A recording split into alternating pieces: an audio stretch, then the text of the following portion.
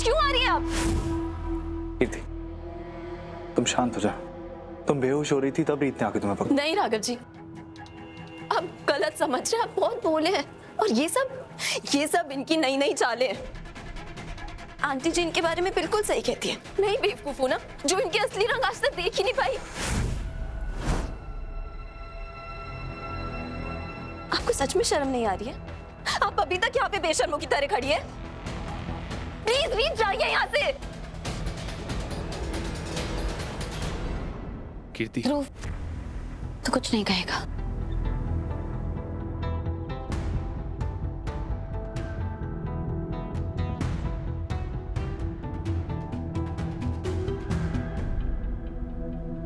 आपने मेरा और राघव जी का रिश्ता तोड़ने की कोशिश करी है रीत। इस माता की चुनरी पर सिर्फ और सिर्फ मेरा हक है।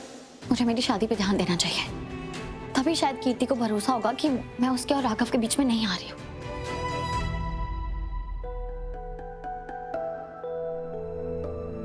हेलो रोहित, कहाँ हो तुम? ठीक है, आ जाओ।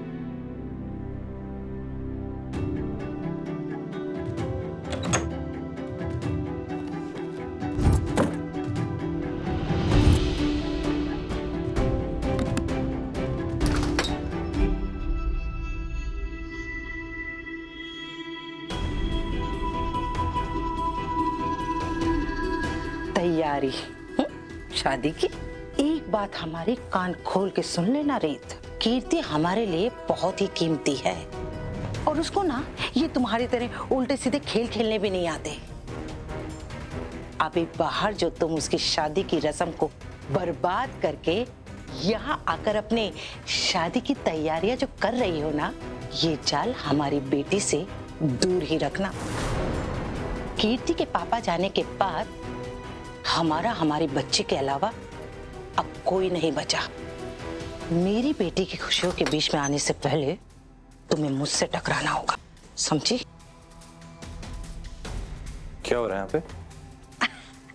अरे कुछ नहीं, हम तो तुम्हारी होने वाली बीवी से कह रहे थे कि अपने काम पे ज्यादा ध्यान दो। वो क्या है ना, दूसरों के कामों में टांग अड़ाने से कभी कभी टांग कड़क टूट भी जाती है कि नहीं? हाँ बस इतना ही तो कहते हैं। चलो चलो शादी की तैयारी करो, हम भी जाते हैं, हमें भी बहुत तैयारी करनी है।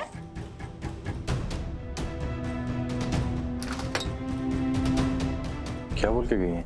कुछ नहीं रोहित, छोड़ो ना। अब मेहंदी की ड्रेस दिखाओ।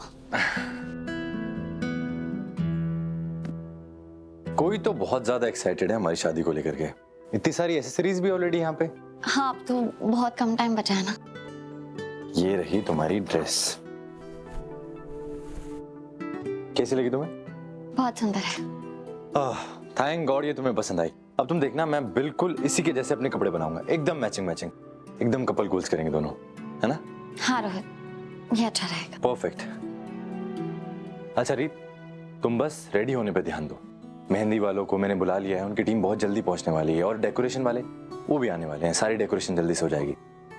तुम बस एकदम सज सवर के सुंदर दिखो और बाकी सब मुझ पे छोड़ दो।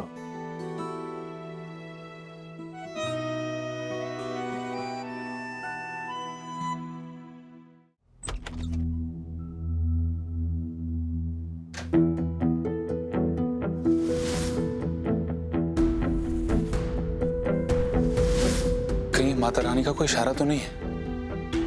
कहीं माता रानी मुझे ये तो नहीं दिखाना चाहती कि मैंने दीदू और राघव के रिश्ते को ही नहीं बल्कि उनकी जिंदगी को भी बर्बाद कर दिया है?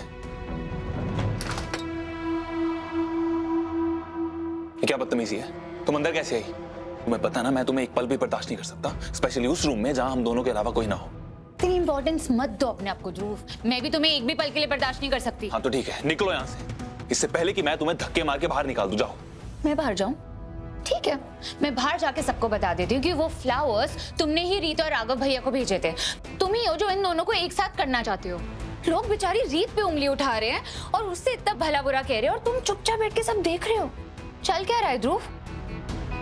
बताते क्यों नहीं? तुमने ये आग लगाई है, सबको मैं जाके बताऊं? मैं क्या बताऊं और क्यों बताऊं? मैं और ऑनेस्टली मैं बताऊं ना तो मुझे तो लगता है कि तुम्हारा कोई पागलपन है, तुमने सब कुछ किया है। हो प्लीज, मेरे सामने ना ज्यादा स्मार्ट बन मनो ध्रुव। मैंने उस फ्लोरिस्ट के रिसिप्ट वाले रजिस्टर में ना तुम्हारा नाम देखा था और मुझे पता है कि तुम ही ने फूल भेजे थे। तो ये झूठ बोलने का ना मेरे सामने कोई फायदा है नहीं। तो मुझे सच सच बताओ कि चल क्या रहा है। उन्नति, तुम्हारा से कोई लेना देना? ऑफ कोर्स लेना देना है ध्रुव, ये मेरी भैया की जिंदगी का सवाल है और सवाल है मेरी जिद का, जो है रीत को राघव भैया की जिंदगी से बाहर रखने का। तो तुम चाहो या ना चाहो, तुम्हारे इस सीक्रेट से ना मेरा लेना देना है। तो तुम मुझे बताओ, ऐसा कौन सा राज है रीत के बारे में जो तुम छुपा रहे हो? नहीं तो मैं खुद जाके रीत को बता दूंगी तुम कोई बहुत बड़ा राज छुपा रहे हो और उसी पे इल्जाम लगा रहे हो कि रीत राघव भैया की जिंदगी में वापस आना चाहती है। तो वे जो कुछ भी हो रहा है ना, सिर्फ और सिर्फ तुम्हारी वजह से हो रहा है।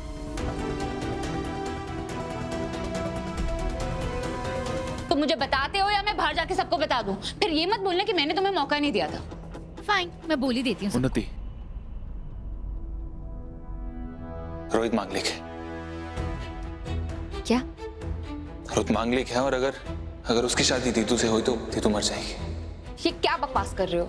नहीं उन्नति, बकवास नहीं कर रहा हूँ और ये बात दीदू भी अच्छे से जानती है, लेकिन वो मानेगी नहीं क्योंकि वो इस सब में बिलीव ही नहीं करती। लेकिन मैं करता हूँ और मैंने मम्मी को प्रॉमिस किया था कि मैं दीदू को कभी भी कुछ नहीं होने दूंगा, उसकी हिफाजत करूंगा। इसलिए मैं चाहता हूँ कि दीदू और रोहित का रिश्ता टूट जाए और तुम्हारे भाई और मेरी बहन फिर से एक हो जाए। अगर रोहित मांगलिक है तो इसमें मेरे भैया की क्या गलती? मेरे भैया के गले क्यों बांध रहे हो अपनी बहन को? तुम्हारी बहन की जिंदगी की तुम्हें पड़ी है तो मेरी भैया की जिंदगी का क्या मतलब? रोहित आया तो मेरे भैया से नफरत हो गई और अब वो मांगलिक है तो मेरे भैया की अब तुम्हें याद आ गई। तुमने समझ क्या रखा है मेरे भैया को? इस्तेमाल करने वाली चीज है क्या कोई? एक बात ना याद रखना ध्रुव चौधरी, मेरे होते हुए रीत मेरे भैया की जिंदगी में कभी वापस नहीं आएगी। और मुझे तो लगा था कि तुम आजकल के एजुकेटेड स्मार्ट लड़के हो जो ये सब बकवास बातों में नहीं मानता, पर क्लियरली ना तुम्हारा मानना अलग है। तो एक सच ना तुम मुझसे भी सुन लो, अगर रोहित मांगलिक है ना, तुम्हारी दीदी है मनहूस, तो उसे मेरे भैया की जिंदगी से दूर रखो, पीछा छोड़ो, नहीं तो मुझसे बुरा ना कोई नहीं होगा ध्रुव चौधरी। याद रखना मेरी ये बात।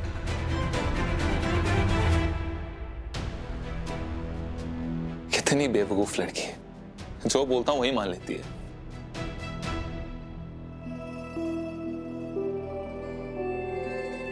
अभी बेटर लग रहा है?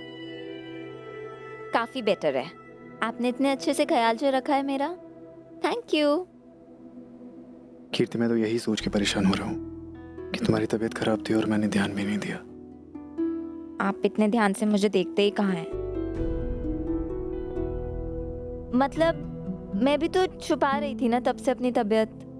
तो चलो ये बात तो मैं मान गया कि तुम एक्टर अच्छी हो, और इतनी अच्छी पत्नी भी बनूंगी, प्रॉमिस।